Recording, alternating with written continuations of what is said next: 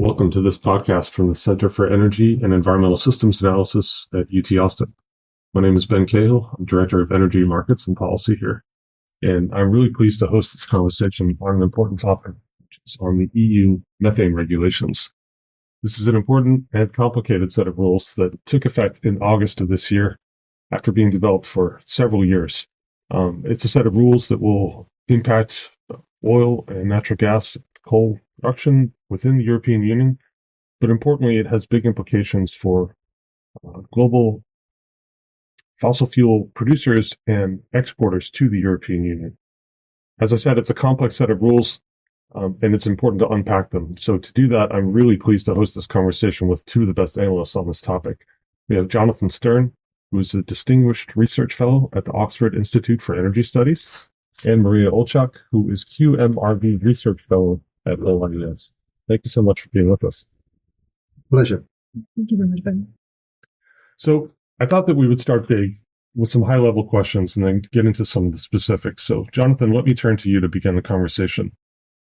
Can you just explain briefly the origins and the significance of the EU methane regulations? As I mentioned, this has been in the works for years. Maybe you can just talk first about the EU's objectives with these rules.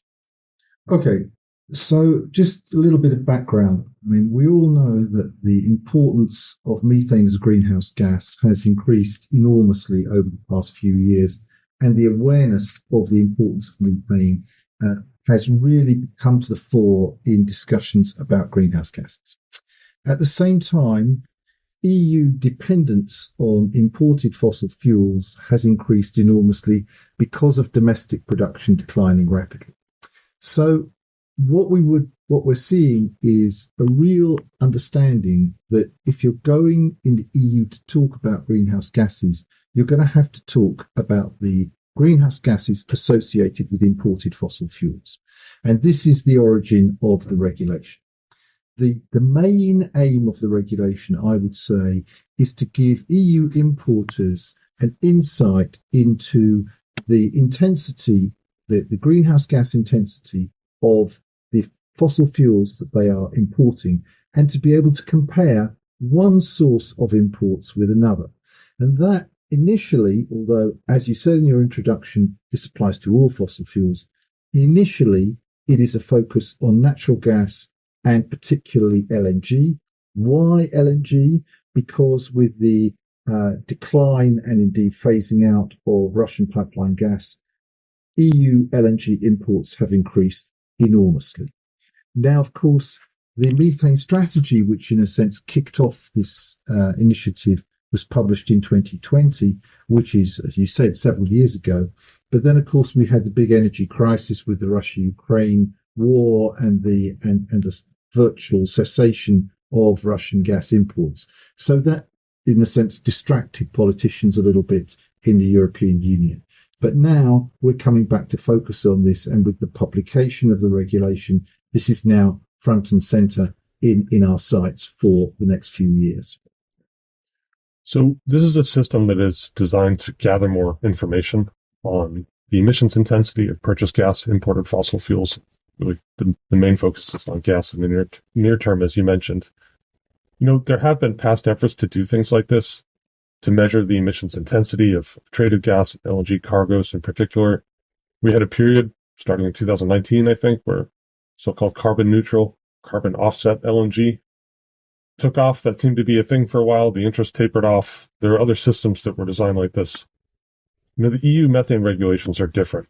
So explain why they're different, and do you see this as a forcing mechanism for the global LNG industry?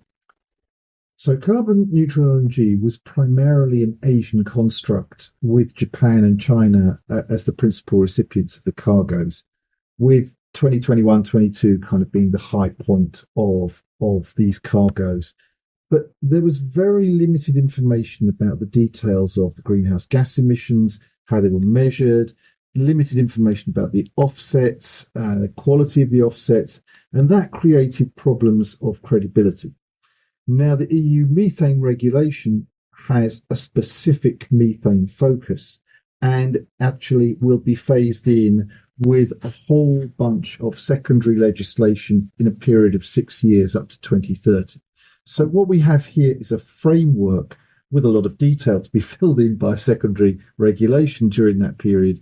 But really, it is the first effort, I think, globally to focus on methane as a greenhouse gas for countries importing fossil fuels.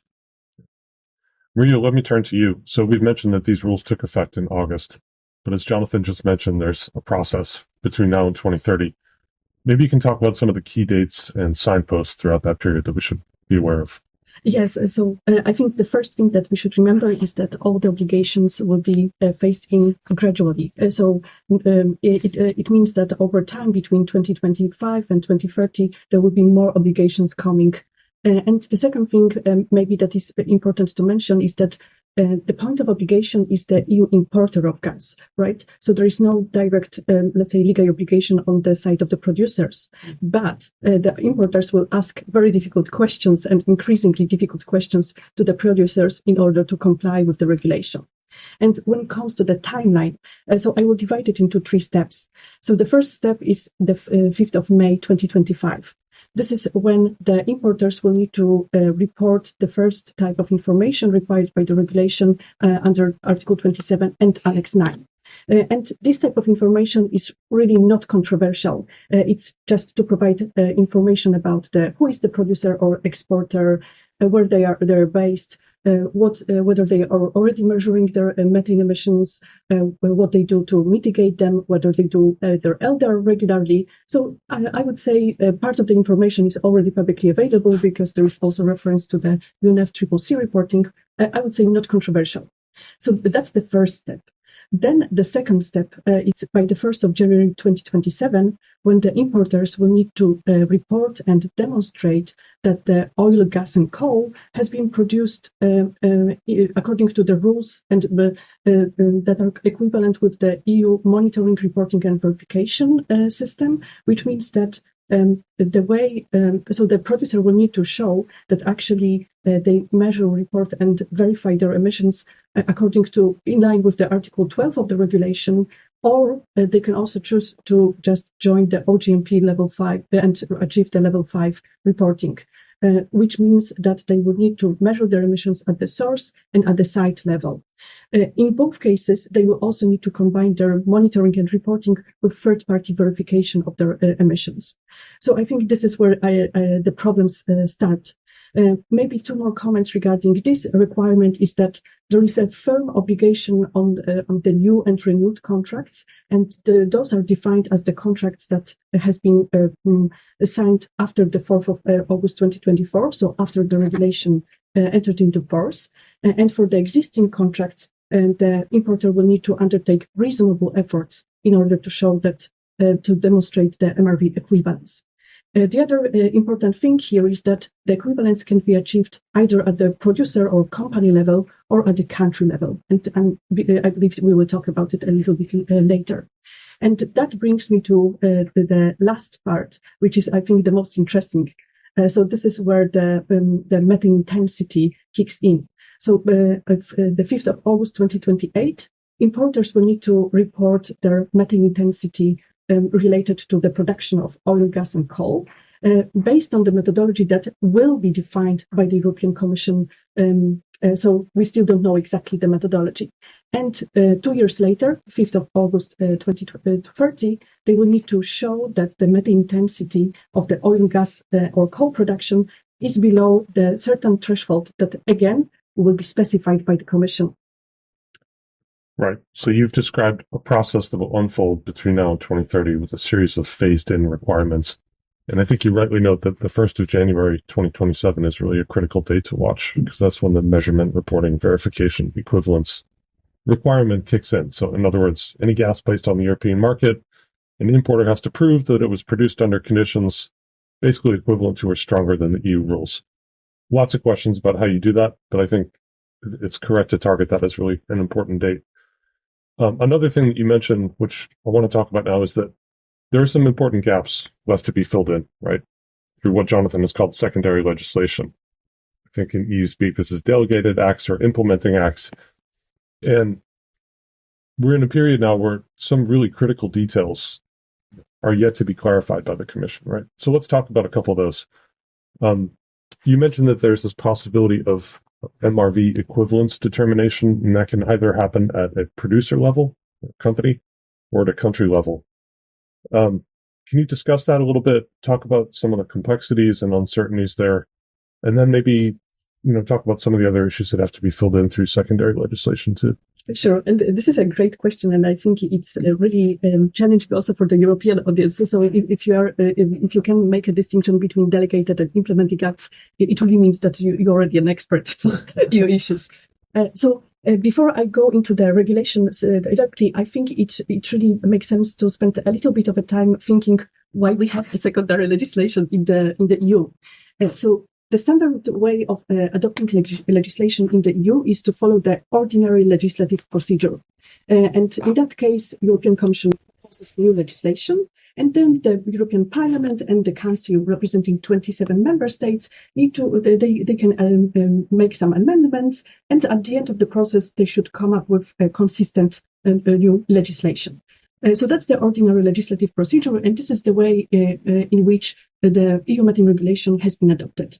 But as Jonathan mentioned already, it took 4 years, so it was a very long time. Of course, it was mostly because of the energy crisis, but I think we could expect that normally it takes even up to 2 years to adopt the new legislation. So it's not a very efficient process. So that's why a few years ago, the delegated and implementing acts have been adopted as a way to update the legislation in a much more simple way compared to the ordinary legislative procedure.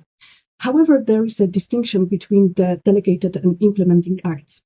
So delegated acts, they supplement or amend the existing legislation, whereas implementing acts, they ensure the uniform implementation of the legislation across the 27 member states. But however, they both cannot change the essential elements of the legislation, which means those are those elements that require political choices to be made by European Parliament or the Council. And here I think it's a really interesting case because we can argue, to which extent deciding on the methodology to calculate methane intensity of your production is definitely super technical discussion, but on the other hand, it's also a political choice. But what we can't argue, I think, is that, and this was the reasoning why the co-legislators decided to provide a lot of, I would say, flexibility and power to the European Commission by choosing the delegated implementing acts, that those institutions just lacked the technical knowledge or expertise to establish such methodology. So that's why I think it really increases the role of the Commission in the process going forward. Now, how does it apply to the EU methane regulation? So starting from the MRV equivalence, again, very interesting issue that has been brought by the European Commission at the workshop last week is that there will be two types of implementing acts adopted. So first, there will be general implementing act, just specifying the type of evidence that countries interested in achieving the equivalence will need to provide in order to get the equivalence. So that's the first step, general implementing act that we expect to be published by the European Commission. Unfortunately, we do not know exactly when it will happen. And apart from this act, there will be specific implementing act that will establish or revoke the equivalence. So that's the MRV equivalence. Now, when it comes to the methane intensity methodology, it will be adopted through delegated acts. And here, when it comes to the methodology, we have the deadline for the Commission. Commission will need to adopt such an act by August 2027. So it means that it will be after the first time when the companies will need to establish the MRV or report MRV equivalence. Now, with the methane intensity values, the delegated act will be adopted. Again, it will be specified by the Commission through delegated act, but without the regulation does not specify the deadline for the Commission to adopt it. But we know that it should happen between the 5th of August 2029 and before 5th of August 2030. So it's 1 year for the Commission to adopt it. Apart from that, and something that I think it's counterintuitive for some of the stakeholders, is that when you look at the reporting obligations under Annex 9, the Commission can update them through delegated act at any time. So the Annex 9 can also change over time. Okay. So It's important to demystify this process for an American audience in particular. So explaining some of the intricacies of European Union policymaking process is important, even if it's sometimes easy to get lost in the details. These rules really matter for the global gas system. And I think that at least American companies are just catching up with the significance of this in a lot of ways and grappling with the fact that we are in kind of an uncertain period where the rules will be built out over several years, as you've described. So I want to ask you both, what are the biggest challenges that this poses for gas and LNG suppliers, say in the next year or two? Is it figuring out the reporting requirements under Annex 9, Article 27? I think you suggested that's not really that big a deal. Is it figuring out how to work these requirements with new contracts? Is it figuring out how to make quote-unquote reasonable efforts to update existing supply contracts? Feel free to tackle any of those questions. Maybe, Jonathan, I'll start with you and then turn to you, Maria. Okay. I guess I would say, I think Maria suggested some of this was more straightforward than I think some of the importers will find it. Really, the key issue for importers will be whether they'll be able to access and develop the MRV processes in which their suppliers are operating, and critically the quality of the data which their suppliers will be able and willing to give them. Now, for some suppliers, this will be straightforward, but for others, it will be less so.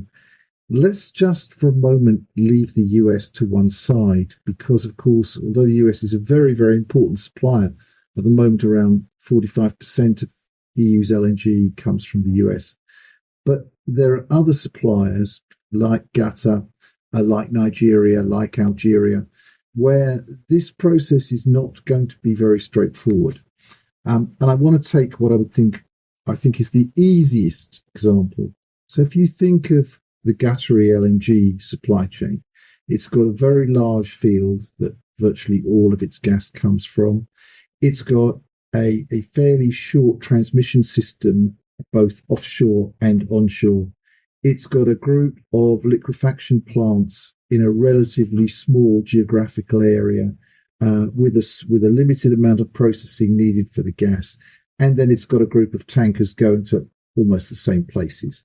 Now, that's a fairly simple supply chain.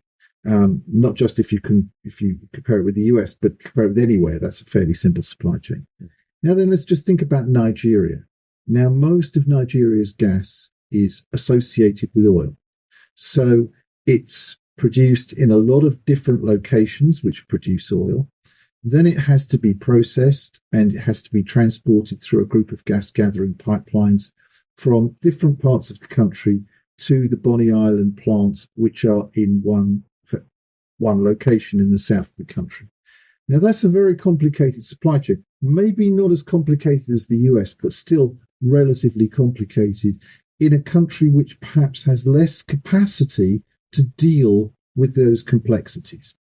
And this, I think, is going to be important when we look at the term reasonable efforts.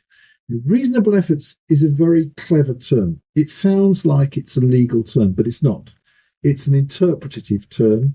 So it will be a matter of judgment whether an importer and its supplier has made a reasonable effort to comply. And I think this is going to be very important for the US as well, incidentally, that initially it would be my guess that if the data and the methodology which is supplied under the first dates that Maria was talking about are not so good, then the so-called competent authority, quick parenthesis, those competent authorities are not known yet. We won't know them until next year. They may be regulatory authorities, but regulatory authorities in the EU don't have much competence in emissions. That really is wonderful EU speak, yeah. The term competent authority. Well, they didn't want to say regulators because that would put pressure on the energy regulators to step up, or governments to appoint energy regulators. But you really need to be appointing bodies in your country which have competence in emissions. And that might be environmental regulators, it might be safety regulators. There can be more than one competent authority for each member state. If this is sounding very complicated, that's because it really is. So let me go back to this So the sequence of events is the importers request this data on methodologies and emissions, and then having got it, they pass it to the competent authorities. The competent authorities then give a view on it, and that view might be positive or it might be negative, or as I would expect, it might say, well, okay, you might have made a reasonable effort, but this is not good enough in these and these and these areas, and you need to do better. Now, the problem may be if we get to 2030 and the competent authority says, well, look, you've had 6 years to prepare for this, and we still don't think this data is very good. And at that point, as I understand it from the sessions we had last week, they will pass their views to the Commission, and the Commission will decide. Now, of course, then we have the question of penalties that maybe we'll get into a little bit later. But what I'm trying to say is I think this is going to be an evolving standard. So it's not going to be, sorry, you didn't make the grade, and therefore we're going to penalise you massively. It's going to be, guys, you need to do better. Next year we look at it again. Did you do better? Yeah, I think it's useful to reinforce that idea that it's a gradually evolving system, right? I think the initial fear was that maybe the EU would just cut off its market to people that didn't provide gas. That's clearly not the case, right? Well, it's actually in the regulation that cannot happen. Yeah. No supplier is going to be told, sorry, you can't supply. The question is, if your intensity is greater than whatever the threshold is, you may be subject to penalties.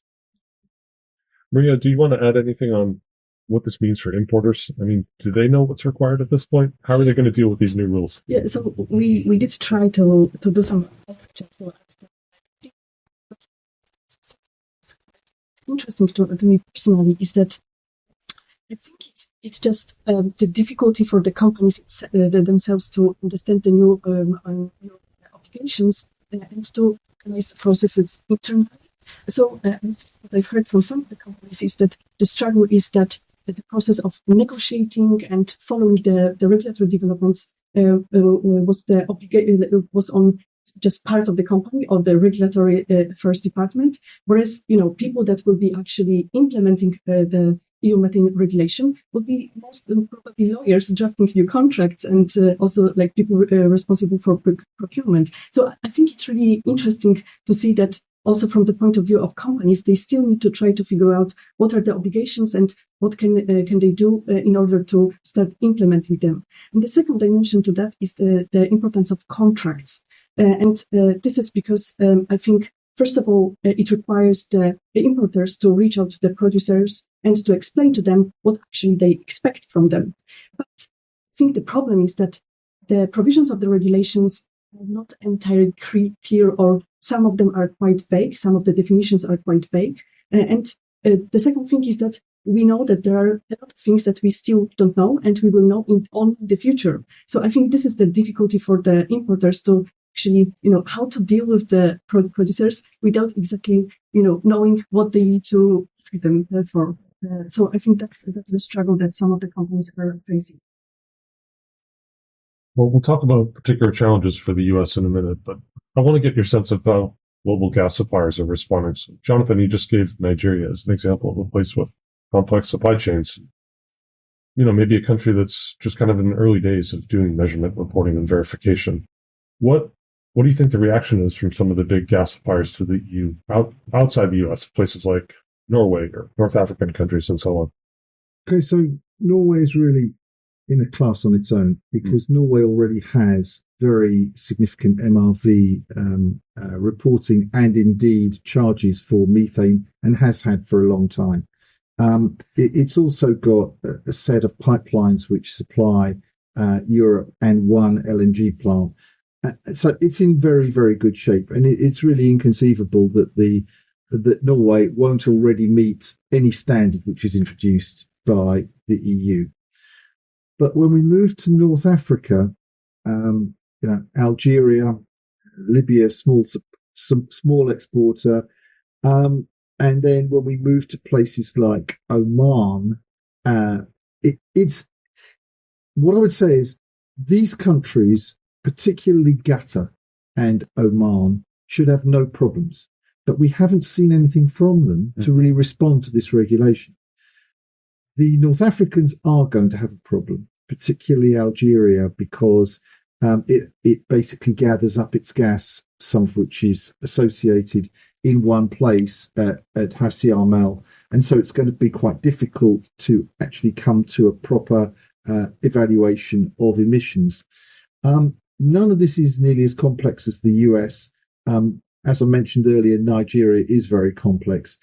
But one thing I would say, we haven't really seen from these countries any statement or policy or suggestion that they've recognised what's coming down the track and need to get ready for it. And I think there's a historical precedent to this that I was very much involved in. When Europe introduced liberalisation measures, this is back in the 1990s and 2000s, a lot of countries like Norway got ahead of the curve, and many did not. And it wasn't until the actual deadline started to kick in, they all started screaming and saying, we can't do this. Basically, we're hoping that doesn't reoccur here.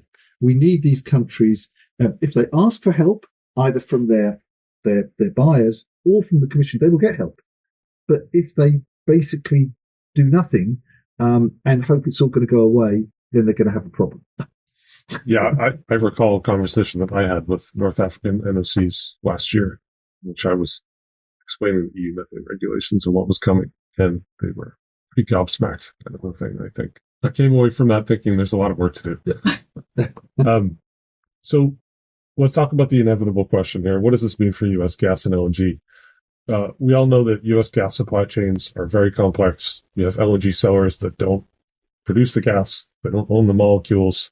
They buy gas from lots of different suppliers. They don't have a presence in the upstream or the midstream. So you've got multiple entities at different parts of the value chain. And the gas travels over long distances with lots of companies have ownership at different links in the chain. So these rules are hard to apply to the nature of U.S. gas supply chains. And if you look at some of the specific language in the EU methane regulation, what they seem to be asking for is emissions intensity data at the level of the producer. So how do you do that in a system where gas is bought from different suppliers and marketers? Maria. Okay. Yeah. Easy question for you. Yeah, exactly. Yeah. But I think maybe I will start by comparing the situation of the US producers to Qatar, as Jonathan already mentioned. By the fact how the regulation was designed, definitely some producers will find it easier to follow the regulation than others. And this is definitely the case, US and Qatar. But I think also in that case, it's really interesting that we didn't hear a lot from Qatar yet. So I hope that it will change soon. And then, what options do we have for the EU producers? Definitely, there is awareness at the Commission and among the European industry is that there is this challenge, and somehow it needs to be tackled. Of course, not overnight; it will take time, but they need to do something. So I would say the first option that was mentioned by quite a lot of stakeholders is that how about achieving the MRV equivalence at the country level, so that all the American producers would be considered equivalent with what is required? But we believe that it's really unlikely to happen, and this is because what is required currently in the US for the reporting of emissions and in the EU, they are not exactly the same things. And I think the biggest distinction is that there is no third-party verification requirement under the US domestic rules, and there is no reconciliation requirement. So it is really unlikely. And also, I would say, from political point of view, it would put the European Commission in quite a hard spot, which I think they would try to avoid. And then the second thing is that certification schemes, right? That's potentially the option that could be for the US producers. And we already had quite some bold statements saying that some of the certification schemes are compatible with the EU methane regulation. What we didn't see, I think, is that any demonstration or proof that they are actually compatible with the EU methane regulation, and also European Commission didn't make any statement regarding that. And so I think that's the first challenge with the certification schemes. Then I think the second thing that we discovered after the workshops organized by the Commission last week is that it looks like the European Commission is very unlikely to approve any of the schemes officially. So it means that it will be up to 27 member states to decide whether, certification scheme A, it's okay, or certification scheme B is maybe better.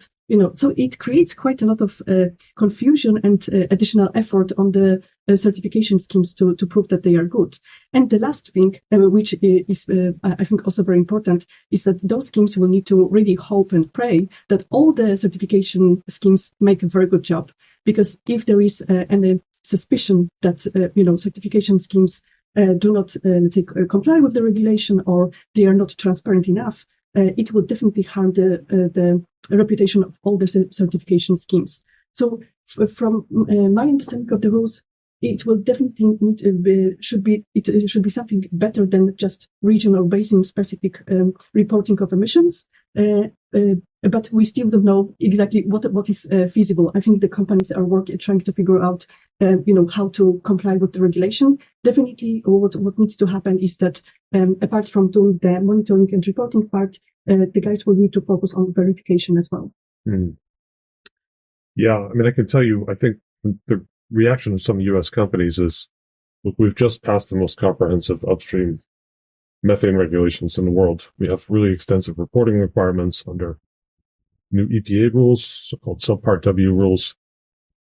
And now we're going to have to do a whole different set of reporting and compliance for these new EU rules. So there's a bit of frustration that the two systems are incompatible. We might be forcing companies to report data and keep multiple books from multiple sources. I want to switch and talk about the global implications of all this in a minute, but maybe this is a good moment to talk about how the EU methane regulations interact with other things happening in the global gas trade. And one of these is the MMRV initiative, right? The Measurement, Monitoring, Reporting, and Verification Initiative. The U.S. government has a really big role in driving this, but it's in cooperation with the European Commission, Mediterranean Gas Forum, and lots of other producers and consumers around the world. So how do these two things interact, Maria? And, maybe you can talk about the issue of certification and verification, because I know that's a really important part of it. Okay, so to answer, I will try to answer and not answer at the same time. So I think, so the challenge for me with answering your question is that actually we do not know exactly what will be the final shape of the MMRV initiative. So there was a great workshop organized by EEMDL. So we spent 3 hours reading Tim's code, about the MMRV initiative, which I think as an effort is great. But there are still some important elements that have not been decided yet. So I think for me, it's really to understand, for instance, who will be the owner of the scheme, what global warming potential will be used. So, and we still don't know. So I think with that, it's difficult to say. And the second thing is that we don't know who will win the elections in the US. And I think it's really important because without, investing some political capital behind the MMRV initiative, I think it will be very challenging to get the approval, not only participation, but approval of the 19 current participants, and then to somehow impose it globally. So I think that will be, let's say, the challenge for the MMRV initiative. I think as an effort, very important, but, to set a global standard, it will be challenging. Okay, so let's zoom out a little bit and talk about what's happening in other parts of the world in terms of demanding data on the emissions intensity of traded gas. So, Jonathan, clearly the EU is ahead of other regions in setting rules like this. We do see some early efforts on the part of big gas buyers in Asia to collect more information about the emissions intensity of gas they purchase. Do you think that other buyers in Asia will adopt similar rules to this in the future? I mean, what we had earlier in October was the first annual report issued by the so-called Clean Initiative, which is a coalition for LNG abatement towards net zero. And this is an initiative which started a year ago. The US, EU, Australian, Japanese and Korean governments are involved, but it's being driven really by Japan's JERA and Korea's KOGAS, with JOGMEC as the major organizer. And in the last year, it's gained support of more than 20, mostly, it has to be said, Japanese companies. It is still at a very early stage. And what we would want to see other Asian governments and companies, notably from China, India and Southeast Asia joining, and that would begin to suggest an Asian counterpart to the EU with at least a possibility of introducing some similar rules on emissions. I think it's too early to know if it's going to grow into that. And my guess is that those guys will be watching what happens in Europe and seeing whether there are things they can take away from the EU regulation as it evolves and apply in their part of the world. But it's tricky because for most of the methane initiatives like the Global Methane Pledge, you don't have the Chinese and the Indians being signatories. So it's not impossible, and there is definitely a larger awareness of the issue in Asia. So far, there hasn't been too many moves in that direction. Yeah, that's my take on it as well. Okay, final question for both of you. How do these regulations affect global gas trade by 2030? I mean, clearly, in the last couple of years, there's been more momentum to determine what we can about emissions intensity of traded gas and LNG. The EU's made a big step with these rules. We're putting systems in place to actually be able to meet these requirements. But energy security and costs are always concerns to gas buyers. So, how far does this move the ball by 2030? What do you think is the global impact? Maybe I'll start with you, Maria. Okay, so I think what I expect to happen is that it will be a big learning experience for everybody, because I think we just need to appreciate the difficulties and challenges related to implementation of the regulation. So I think that that's what I expect. The second thing, and there is the expectations in Europe that we will be in completely different market situation because of the expected new supply of LNG and pipeline gas. So I think it will be just more comfortable situation for the EU importers, when they will need to let's say be more aggressive with what they expect from the exporters. So I would say those two things are definitely the major issues. I don't expect that between 2025 or 2030 we will see a very aggressive moves or the sudden changes in the procurement policies of different companies. I think they are still trying to gather more information. Definitely there is focus on existing relationships with the producers and exporters. Potentially, if there are some new exporters, they would need to prove that they can actually not only meet the intensity thresholds, but that they will be able to demonstrate it in a transparent and credible way. So I would say those are the key issues for me. I'm not sure. What do you think, Jonathan? Let me just give a government perspective on this. I mean, that we know that most European countries, actually most other countries as well, are not on track to meet their 2030 emission reduction targets. And we also know, as we started by saying, that reducing methane emissions in the oil and gas sector is probably one of the easiest and lowest cost ways of making a big contribution.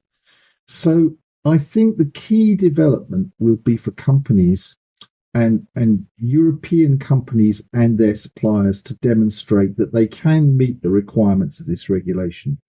I have a feeling that if that doesn't happen and we run into difficulties because not enough progress is being made, I think that governments will actually put increasing emphasis on this. Now, this, of course, presupposes that we don't have another crisis like we had in 2022-23. But actually, when we look at the dynamics of how we expect the gas market to go in the late 2020s, we expect it to be in surplus. Now, those will be perfect conditions for not only buyers to make choices between suppliers that have lower intensities, but for governments to put pressure on them to do so. Mm-hmm. So I think what we're looking at potentially is governments becoming much more interested in this topic, assuming that we don't see security rearing its head again as we approach 2030. Yeah, that's great. Well, as we've said several times, this is a complex topic, but it's got really important implications for the global gas industry. So, Maria Olchak, Jonathan Stern, I want to thank you both so much for being with us. I would definitely refer all listeners to your papers. Please Go to the Oxford Institute for Energy Studies, read the several papers they've written on the methane regulations. My colleagues at UT Austin and at EMDL will keep doing work on all the science and engineering that underpins this effort to understand emissions across gas supply chains. So more work to come. Thank you. Thank you very much. Thanks.